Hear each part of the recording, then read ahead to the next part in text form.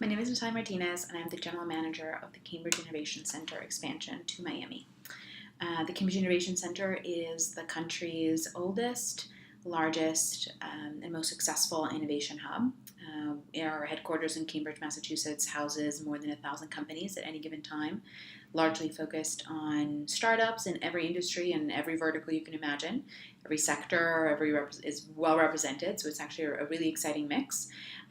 We also house a lot of divisions of larger companies that want to house part of their operation in an environment that is more innovation and perhaps kind of more dynamic, more innovation driven and more dynamic. And we also focus on housing investment vehicles, investors, venture capitalists, angels, and so forth. That particular mix and that dynamic is curated by a specific philosophy that we've developed over the last 16 years about how you create really high density environments that drive through a set of behavioral interventions, from our design perspective to the kinds of chairs that we get to the number of conference rooms that we have, per client ratio. So all of these little pieces come together to create an environment that drives at collisions and community building aspects, collaborations, and so forth. And so we're bringing this perspective on innovation hub building and innovation district building to Miami with some great partnerships locally, and we're very excited to launch here a little bit later in 2016. I'm an organizational psychologist by training, and I worked in that space in New York for a bit, and then I moved down to Miami to head part of the strategy for a $4 billion software company. So that's what I was doing prior to running the Cambridge Innovation Center expansion here. So I have a bit of a tech background in that regard. Thank you for inviting me to be a part of this conversation around some of these really interesting topics that obviously I've had a little bit of engagement with. So I'm happy to pitch in. There was a bit, I think there's been some discussion around, how is the landscape changing for women around the topic, around the sector of technology. And I would say that it's interesting to consider in some ways the way that the landscape is not changing. So I think we can all agree that a lot of the barriers that relate to diversity and to plurality have been worked on in different sectors, at least, my examples are primarily in the United States, but on a global level, there's been some efforts as well. But specifically focused in the U.S., there's definitely been, a set of barriers that has fallen, a variety of things that have become easier, processes and conversations that have been more transparent and that have been elevated in their level of discourse. But with that, I would say that the technology sector and the software development sector, specifically within that, is not really one of the areas that has progressed very much. There's still in fact, I would say that there are some trends that are alarming in the way that they show backwards movement. So, the attrition rate among women, for example, in STEM fields is double that of men. And so even though we're seeing a lot of positive trends around the number of women and the percentage of women at the university level and graduates of master degrees and kind of advanced study degrees as well as bachelor degrees in the United States, we are seeing some alarming trends as far as STEM education at all levels. So I would say starting from primary education and upwards into the university level, there's a lot of attrition being showed around those topics. I think, along with that, the share of women in computers, computer science and kind of computer-related fields has also declined. I think, if I'm quoting correctly, in 2012, around 18% of computer, or 18-20% of computer science college graduates were women, which is down from, I think, almost 40% in 1985. So we're seeing a little bit of a downward slope in that regard. I think that's due to a lot of factors, but it's definitely something that should be alarming and should be something we pay a little bit closer attention to and nuance. What I do want to do, explicitly say, I think the conversation around diversity in the workplace and diversity in particular fields tends to be a very heated topic. It tends to be a topic that draws particular things and where we use specific anecdotes to really to guide some of our narrative. And I would urge us to say that, the plural of an anecdote is not data. So we all have examples of, harassment in the workplace, or of difficult situations that engaged with that where women's voices haven't been heard, or where women have not been included in a conversation. We all have a lot of those examples. Some of those we can come to mind pretty easily for us. But I would hesitate to necessarily let all that be the the 100% of the narrative that we weave to really try to nuance this issue of women in the tech space, because there are a lot of elements that go into that, and some of them are not related to biases, some of them are not related to outright discrimination or even, subconscious discrimination. Some of them are related to a different set of factors. And so I would say that in order to really have this conversation, we need to think about it holistically. The other point I would make about this topic is that we very often talk about women, and we talk about women as a monolithic group, and really it's worth nuancing and layering onto that other distinctive characteristics. And so even if you look at something like earnings, for example, we often hear this quote in the U.S. Of the statistic that women make 79 cents on the dollar of what a male makes in the United States. But I think when you start to layer some of other demographic characteristics, it's actually, the 79 cents on the dollar it's only really referring to women who are Caucasian. And when you start to look at, for example, Latino women, I think they make something closer to 55 or 60 cents on the dollar of the American male. And so I caution the conversation, I caveat, I should say, the conversation around women in particular sectors and women in technology with this need to further get into the statistics and to really engage head on with the numbers, and not just the numbers, but kind of the causes and the relationships. Correlations do not, as we know, necessarily equal causations, and so there may be some correlations around particular topics that are not actually causing some of the behavior that we see and some of the results and the externalities. And so I think there needs to be a much more concerted effort to research and to leverage information accurately, and to leverage statistics accurately when we have some of these conversations. As far as, when we talk about,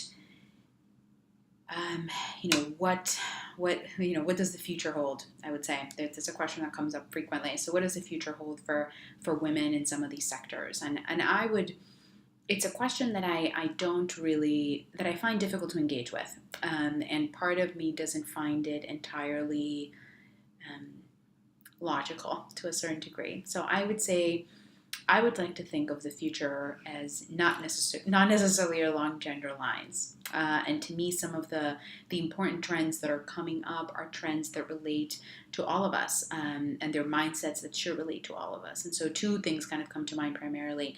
The first one is looking ahead to what we kind of call the fourth industrial revolution, which is, basically the moment that we're about to be living, and the skills that are necessary to thrive professionally and personally in the fourth industrial revolution, and how those are different from what has been necessary to thrive now, and what has been necessary to thrive in kind of the current way that we are functioning. And so, it's things like complex problem solving, of course, and critical thinking, but it's also things like creativity and people management and emotional intelligence is a very high rank. It's the ability to kind of make judgments and negotiate in very complex and systemic environments, which was not always the case when we talk, about kind of behaviors in the past. I would say there's a primary driver of kind of the fourth industrial revolution skill set is what is called cognitive flexibility. And it's the ability to really, I think the term says a lot, but it's the ability to really be flexible and be, to a certain degree, comfortable with a variety of conflicting and ever-changing, ambiguous situations, both in terms of your own skill set, your own roles, as well as the roles of your organization, the functioning of your product, the direction that your strategy takes, the growth of your business. And so this idea of cognitive flexibility is not really something that it needs to be broken down around gender norms. It's something that generally all of our capacitated workforce needs to be thinking about as far as progressing forward in their careers. So I would point that as something very big to look forward to in the future. There is this, someone has asked, I get asked with certain, or I hear this question asked with certain frequency, this topic of, what can men learn from women working in the workplace? And I would say the same things that women can learn from men is kind of my thought on that. I think very frequently when we talk about diversity, we semantically equate it with certain things when in reality what I think we want to mean, even when we don't necessarily mean it, but I think what we want to mean is plurality.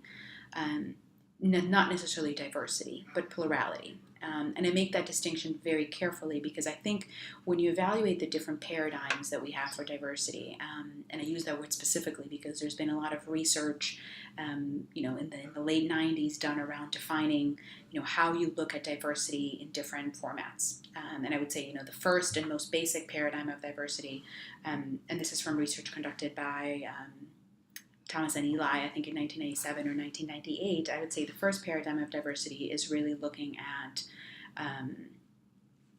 legal structures. So what are the requirements that I need to meet as an entity, or what are the kind of particular parameters that I need to check off as a project team to ensure that I am meeting with the legal and or other requirements, institutional or otherwise requirements that have been placed upon me. This can take the shape of things like quotas. And so in a company, when you're hiring and you have a particular federal statute, for example, that you are required to uphold around hiring a particular percentage of women or minorities or individuals with disabilities of various kinds. And so when you go about this in a way that is very strict and that adheres with this first paradigm, you would simply kind of hire people along those lines and check that box off, and that would kind of that would be the plurality and the diversity that you would seek in your organization or your project or your team. That's obviously bare bones and insufficient to creating a thriving environment. So then the second paradigm of diversity is where we become more aware of the value that diversity offers, and we start to recognize that there is a lot of wealth of knowledge and value adds people from very different backgrounds and different background in every criteria, obviously including gender, but also expanding beyond that, can add to the table. But when we use that information to pigeonhole people. And so by that I mean that your marketing company and you hire, your marketing company and you hire an Asian American specifically to develop the approach and the strategy for the Asian American community, or you hire a Hispanic person specifically to do your Hispanic and Latino outreach.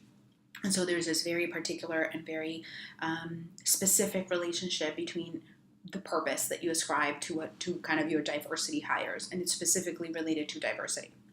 And so the equivalent of that in the technology space would be hiring women to do products that relate only to women, or hiring women along skills that are viewed as particularly feminine. And so you hire women for kind of what you perceive to be soft skills, but you do not hire, engage, or promote women for some of the more technical roles and some of the more, let's say, kind of male skill dominant roles, or as you perceive them to be. The third paradigm is the one that we should really be aspiring to be in and to exemplify in our organizations and our institutions. And it's a paradigm that values plurality and that really understands the value of having diverse perspectives and diverse backgrounds. It's why I choose that word, plurality over diversity, because ultimately thriving and intelligent teams and institutions and organizations are able to reflect a variety of values and are able to align a variety of perspectives and people and thoughts and backgrounds behind a single mission. And so what you want to thrive is you want team members that have different perspectives, and different perspectives and different opinions come from a variety of different factors. Some of those may be education level, ethnicity, race, background, gender, age. So there's so many criteria, of which some of them are ethnographic, but not all of them are, that really allow for diversity to mutate into this higher order kind of paradigm.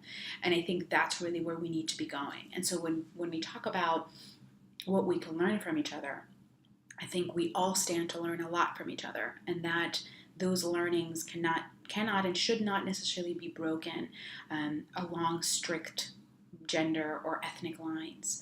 I think we should all be learning from each other's perspective, and at the risk of sounding very trite and very naive, which is not at all my perspective, I think there's a lot of value to really creating those kinds of teams with that mindset. and to really pushing that model forward, and to think of hiring and promoting and engaging women in the workforce and women in technology along these metrics.